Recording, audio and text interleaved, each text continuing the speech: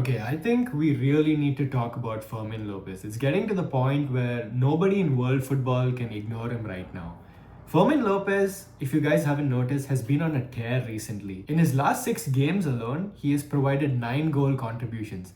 That's pretty elite, if you ask me. And before I discuss why he's such an important addition to our dynamic in attack as a club, I want to go through a few more stats just for you to grasp how crazy he's been this season and he hasn't been getting the love that he actually deserves. Okay, so overall, as of January 23rd, 2026, he has 10 goals and 10 assists in 24 matches. He has 5 goals and 2 assists in just 6 Champions League games. What? And in La Liga, he has 4 goals and 4 assists. Now, you also have to consider that in La Liga, he hasn't been starting all the matches and he also had an injury spell where he was out for a bit of time. He's been alternating a lot with Olmo in and out of the starting lineup, and he hasn't been consistently on the starting squad, which is what makes him even more dangerous.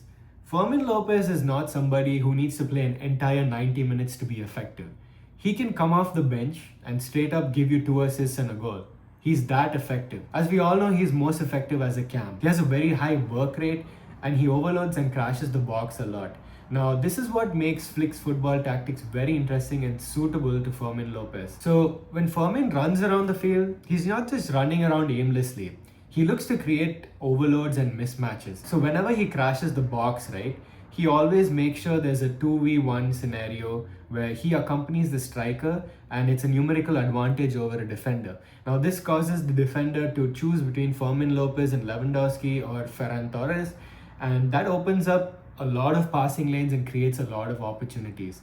Now, unlike Danny Olmo, who is gifted with the ball at his feet and can do incredibly well. I think he's one of the best players in tight spaces. Fermin Lopez has a sort of a different skill set. He scans for open spaces, he occupies the open spaces, arrives late in the box, but times his runs beautifully. He just finds himself in certain situations where he has a good opportunity to score. Now that becomes a luxury for someone like Frankie de Jong and Pedri, who can find Fermin Lopez at the edge of the box like you saw against our recent match versus Slavia Praha. If you've noticed, Fermin Lopez is one of the only Barcelona players, apart from maybe Rafinha, who isn't scared of shooting from outside the box. You fast forward a few seasons ago, we didn't have one player on the squad who was willing to take a shot from outside the box. Now we have somebody who is looking to shoot first and shoots really well and scores some phenomenal goals.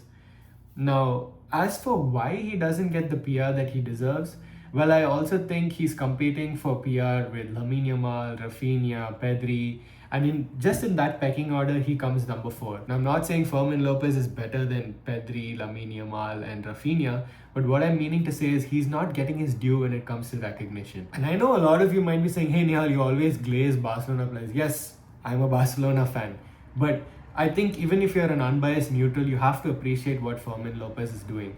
The multitude of ways in which he can hurt a team is pretty mind-boggling. He can play just a half and end with 2 assists. He can come off the bench and score 2 goals. He can ignite a comeback. He can combine well with the forwards. His work rate is decent enough where he isn't a liability on the press or liability in defense. He's the perfect cam that can slot into any team. I'm telling you, if you just pick a random top team in Europe, right, and you slot Fermin Lopez in, I guarantee you that he will be a plus and a positive to that team. This guy can fit into any system. He can play on any team. He can come off the bench. He can start if you want. He can even he can go 2 games without a goal and you think he's out of form, and then the next game he comes and scores a hat-trick. This guy is honestly insane. And to think that Chelsea wanted to sign him for 40 million, are you guys out of your minds? And I'm so glad that Hansi Flick put a hard stop to that and convinced Laporta that Fermin Lopez is an integral part of the Barcelona project. Now, is there a chance that they will sell him in the future? Given Barcelona's financial situation, you never know.